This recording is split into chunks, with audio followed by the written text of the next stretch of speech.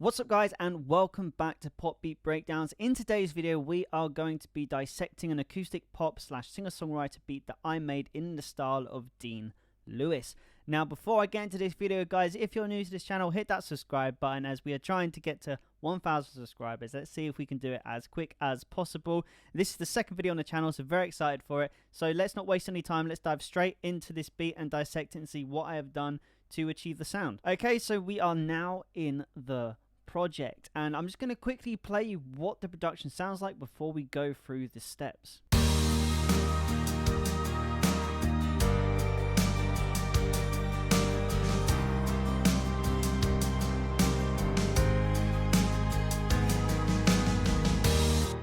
So I modeled this off one of the newer songs, Dean Lewis, off his new album. I think it was How Can I Say Goodbye or How Do I Say Goodbye. I'm sure one of you correct me in the comments for that, but I really vibe this song, so I wanted to make a similar beat to it. So how I started the song obviously was through the piano, because that is the main feature of the song, the main instrument which is driving through all of it. So I came up with a chord pattern which was quite similar to the song that he did. I believe the chord progression is E flat, G minor, then C minor, and then I think it goes to A minor. But this is the chord progression I came up with. It's a sad song, so I wanted their minor chords in there to give it that feel. And listen to this minor change here. I mean, doesn't that just pull at your heartstrings? So again, that is the chord progression I got down, and I've done two variations of that to try and add a little bit of development in the piano. So we've got just the block chords, and then when it comes to the pre-chorus and the chorus, I've got this more,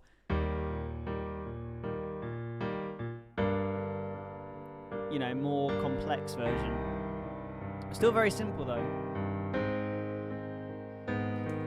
Now for those of you wondering what the piano sound I'm using is, it is Contact's Grand Piano, or the Grandeur, sorry. I love this piano, it's very good for singer-songwriter and acoustic, like ballad type beats, especially when using a piano.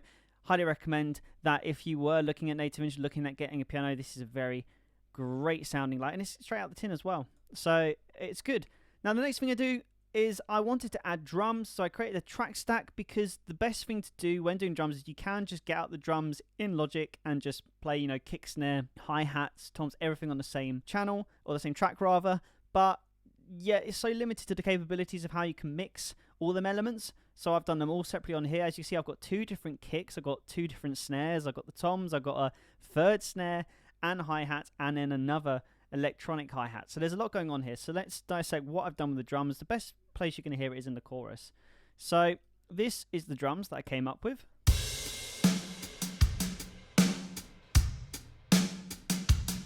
Now the vibe I got from the Dean Lewis song is very wet, in the sense that like there's a lot of reverb on there, there's a lot of the room sound on the drums is very characteristic. It's not like just bad miking up of the drum kit. The room has been utilising that lower mid frequencies to give the drums a really warm feel. So I wanted to include that into the drums. So again, I created my track stack and I started round the kick. So we'll just listen to the kick first by itself. There you go. And the kick it's literally just Logic stock drum kit. And then I've also used Chroma, which is again a Logic stock reverb. And I've just got, you know, 32% wet just on a room, literally less than a second reverb time. This is just to create that, you know, that room sound. We're not trying to create anything big and boomy. And I've slightly EQ'd it to enhance, you know, the kick, as well as like that mid-high to give the kick a bit of snap. You know, we love that. And the second variation of the kick we have obviously without the reverb, so it's a lot more dry.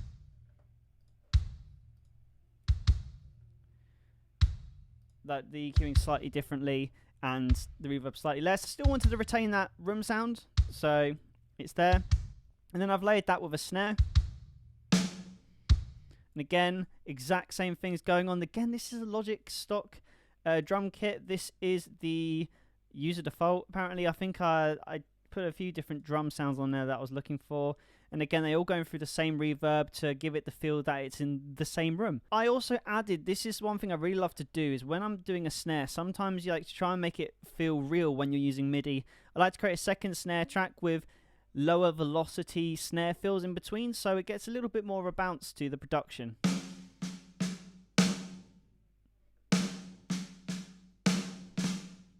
There you go, and that's just like some notes played close together. So let's start listening to this in context together. And in the chorus, we've got an even bigger snare. And just some simple hi-hats been added. And then this is more of a shaker hi-hat that I've added. This is, I believe, the Deep Tech shaker. And that's going on the offbeat. I do love to add offbeats in. I believe when I did a Dua Lipa type beat, I did the same. But again, so that's basically the drum kit. Then we just got crashes in. Kept it very simple. We haven't got any reverse stuff going on because, again, this is more of a natural, almost like a band performance kind of track. So I didn't want to add any, like, you know, sweeps or that in. And the last thing we got is the toms. The toms, again, separate channel. Just got some fills in there. Just 2 variations, which I put in at different points just, again, to add some more development to the drums. And that's basically the drums. And then obviously that just goes into a track stack, which gives me the ability to mix the drums even more for an EQ. Just done a slight roll off in the low ends and the high. We've got a nice little riser there to add a bit of brightness to the drum kit because it's very boxy because of obviously all the room sound. So now we're moving on to the bass. Bass is very simple to do. There's not really like anything too, you know, complex going on. It's just following the root note. This is the Solid Soul Electric bass, which is a Logic stock one, and I love this bass. It is a great sounding bass. Big fan of it. I like to use it in a lot of my productions.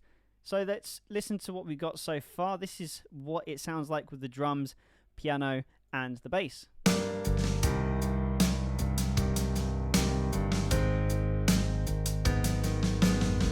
So the next thing I needed to do now is obviously add acoustic guitar, something very, you know, common with a Dean Lewis song. He plays the acoustic guitar a lot. It's a very prominent feature, and you can't have a Dean Lewis track without it. So I've gone back to my favorite Contact library, and I am using the strummed Acoustic 2 for these ones. So I've got a Folk A blended with, I believe, which is the full-on and wide open.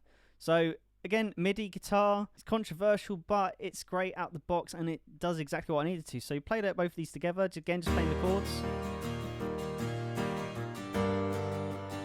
individually.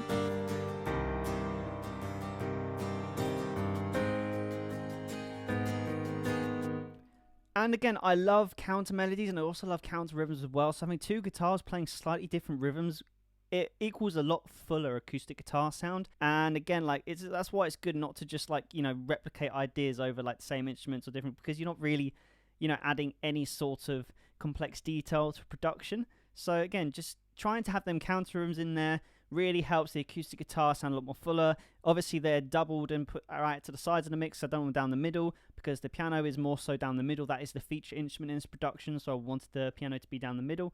And I think they sound great together. Big fan of Contact and big fan of the acoustic guitar in it.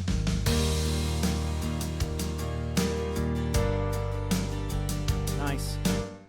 Okay, and the next thing we've now got is the pads and the strings. Again, we want to now create that what I call atmosphere to a track, and that's always, I feel, achieved through like the pads as well as strings, in this case for this Dean Lewis song.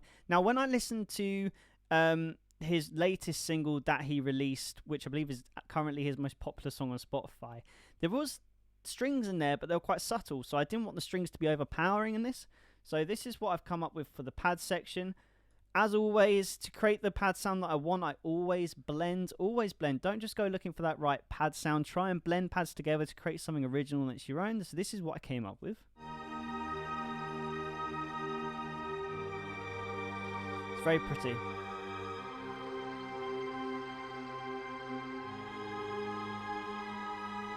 Now I want to break this down for you because to create this there's a lot of different melodies going on, all playing obviously around the scale. So we started with, I love adding this, it's called Airways. This is a Logic preset pad and it just always sounds great, to be honest. It's a sculpture, again preset, keep it exactly how it is out of the tin, just playing the root notes. And it's just that warm, airy like part to the pad that we're trying to create. So it's always a good starting point for me when I'm trying to create something that's maybe like a little bit more delicate. So then I wanted to add it with something strings, playing chords quite high up the octave, trying to again fit in with the airiness. So these two together, goes really well together. So then, again, this is where we start to stack the strings, and I start to play around with third and fifth notes, start having different melodies going on, starting to create a little bit of movement in the string section. Makes it a lot more interesting than just playing, you know, block chords. It gets boring after a while. You want movement. You want the song to take your listener on a journey. So, you know, development.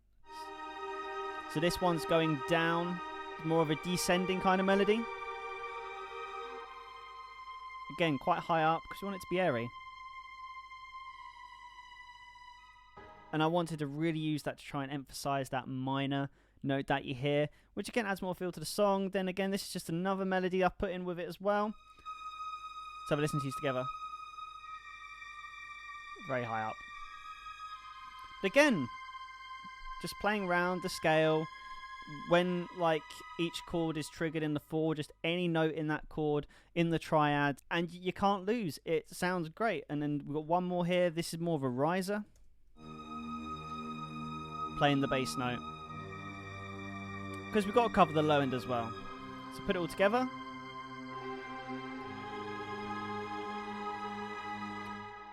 And then one thing I love to do, and this is a nice little trick for you guys, if you want to sort of like double the sound of your string section or anything, I like to use a sample delay. So there's obviously 4 string sections. I turned it into 8 by adding a sample delay.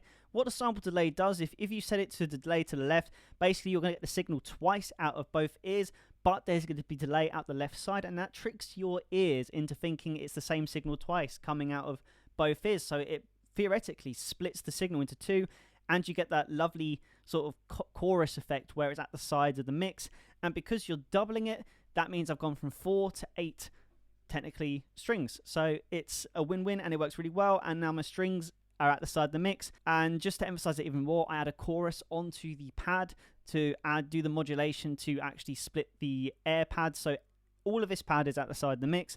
And I just add a little ROM reverb at the end just to, again, help with that sort of like atmosphere of the track. I've cut the low end out almost completely on the reverb because, again, I want this to be a more of an airy, soft pad. We're nearly there. There's only one more thing that I've added. And again, this is something that I took inspiration from the Dean Lewis How to Say Goodbye, or it's really annoying me how I can't remember what the song's called. But again, just this last little pad here, which is persistent throughout the whole song. I just thought it was nice, it was delicate, and it just added some sort of stamp to the song. So I kept it in. And this is a cinematic suspense. Again, this is an alchemy pad in Logic. So most of the stuff in here that I'm using is Logic, bar a few native instruments parts in there. But again, like there's acoustic guitar in Logic, and there's, I mean, especially piano. Like the Steinway piano is quite nice in Logic if you can get it mixed. Sometimes I like to take a little bit of the mid out of it to make it a little bit harsh, but that's it. And basically, this is the song altogether. And I've just structured it together, added and taken away a few things in different parts to make it, you know, sound a lot better. But let's just have a quick listen from the pre-chorus, and you can see what I mean with this Dean Lewis production that I've made.